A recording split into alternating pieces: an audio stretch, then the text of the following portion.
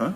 I understand, so the claim is anyone who is on the continent of Africa belongs in South Africa, is that correct? Was not a visitor. No. South Africa is Africa. We are one country called Africa.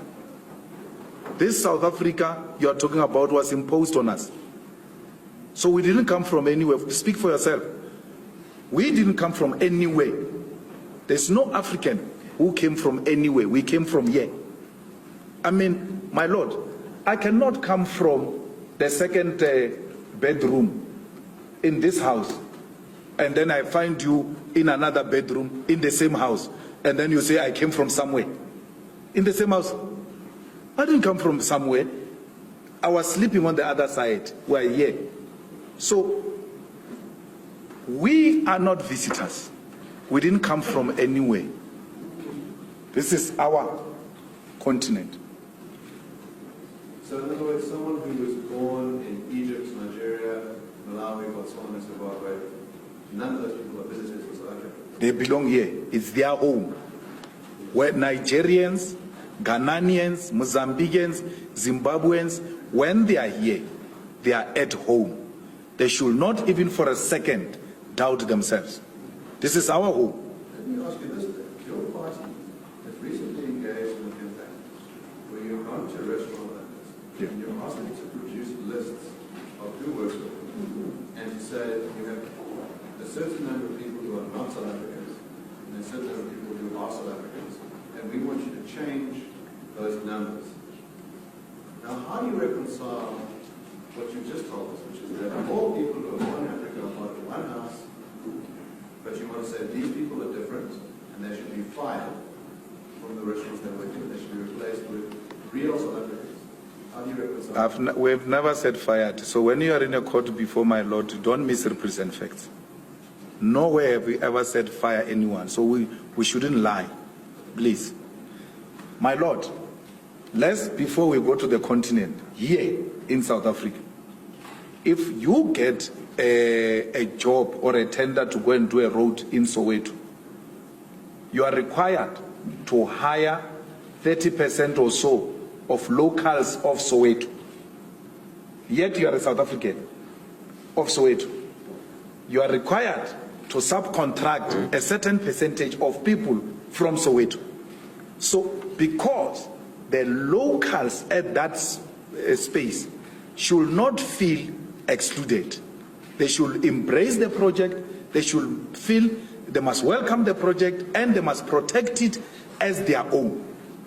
Now, what the white ownership does to our people, my Lord, is that they hire our brothers and African brothers and sisters who are not locals to the exclusion of locals, so that they can ignite the xenophobic war amongst our people. They want to thrive, which is what made you survive. Divide and rule. You are dividing us by hiring some of us. I'm a South African. If I were to go and open a restaurant in KwaZulu-Natal and I come with everybody from Limpopo, the people of KwaZulu-Natal, one, they will not feel like this restaurant belongs to them. They will not feel a need to defend it because I just impose people from the other side to them. They need to be involved for them to know that this belongs to them. But it doesn't make the Limpopo people less South African or less home because I said you must be mixed with the people from KZN since our project is in KZN. It doesn't make it lesser home because I said so. No, I am saying the unity of Africa must start from the shop floor. Zimbabwean, Mozambican, Nigerian, South Africans, come, let's work together on the same floor. Mozambican, Zimbabwean, let's go to school together.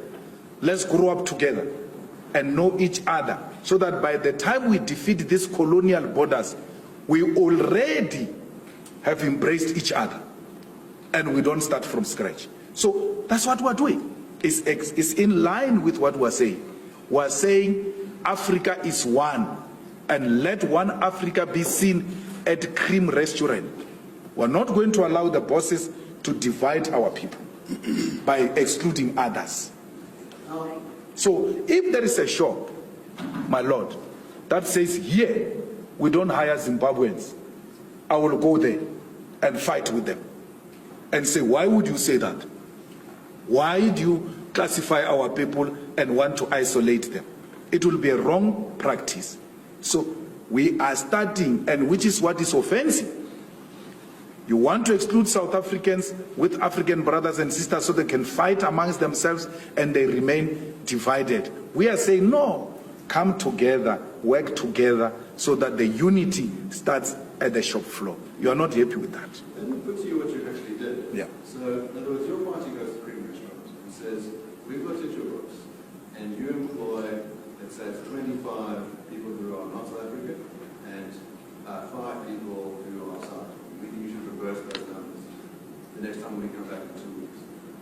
Now, what would it entail? You said, I'm putting words in your mouth about firing. What would it entail to reverse those numbers? But I didn't do that.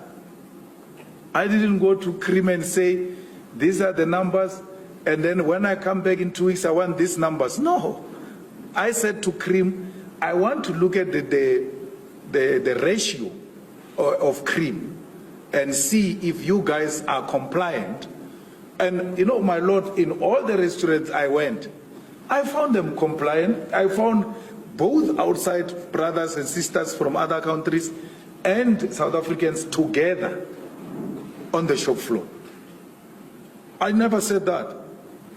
You see, you rely on non-existing sources, because I can ask my lord here that you lead the evidence of me saying that.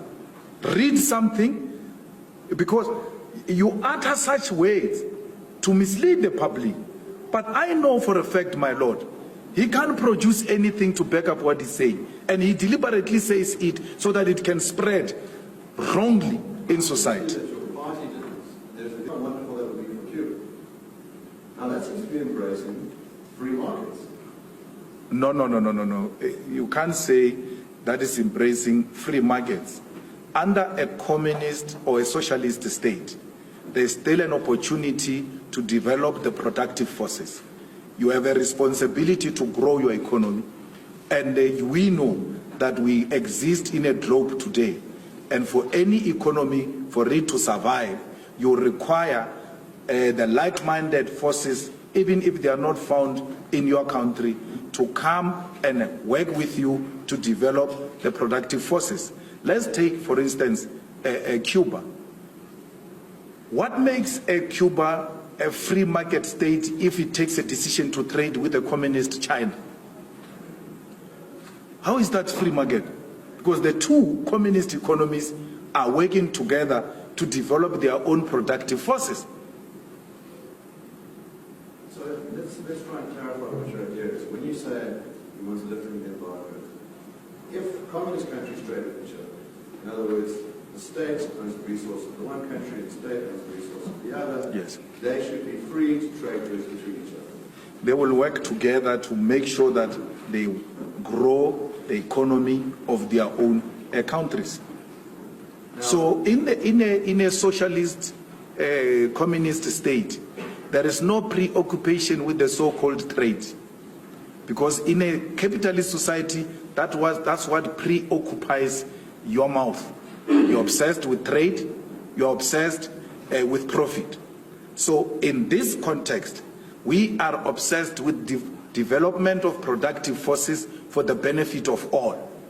So trade encourages individualism, where individuals will have to thrive even above the state they belong to. We don't subscribe to that. We subscribe for the common good for all.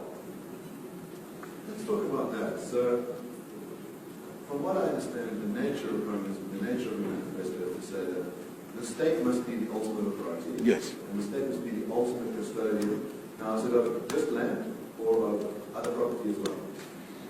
No, land. We own land. Yes, and that which is on top of the land belongs to you. But for you to develop that on top of